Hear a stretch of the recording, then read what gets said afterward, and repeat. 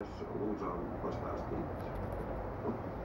Jā, konkrētajā fotogrāfijā redzamais neapšaubāmi bīstami, un šāda pārvietošanās satiksmē nekādā gadījumā nav pieļaujama, jo rada riskus, kā var redzēt, ka pašiem jauniešiem, gan arī citiem ceļu satiksmes dalībniekiem, ņemot vērā vēl, ka notiekošais ir uz 4 joslu 2 virzienu ceļa, un līdzās ir arī citas automašīnas.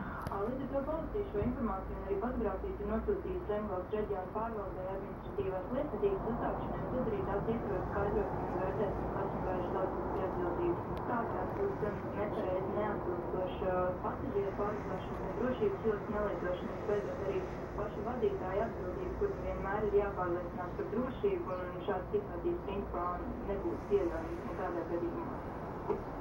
Redz, tajās bildēs ļoti labi nolasāms ir automašīnas numurs, un šajā gadījumā tas puisis, kas tur sēž uz jumta, tas var arī palikt neizdibināts viņa personību, bet tas, kas tur pie stūras tajā brīdī atradās, vai pareizāk sakot, tas, uz kā vārdi reģistrēt šī mašīna, gan ir ļoti viegli noskaidrojams. Ko Dobelne nav tāpat lielākā pilsēta, līdz ar to es domāju, ka Dobelnē gan jau vietējies 100 punkti, gan jau, ka zina, kurš to darīja. Un es nevaru, protams, to apgalvot, bet iespējams, ka pie vainas šim jociņam ir promilles.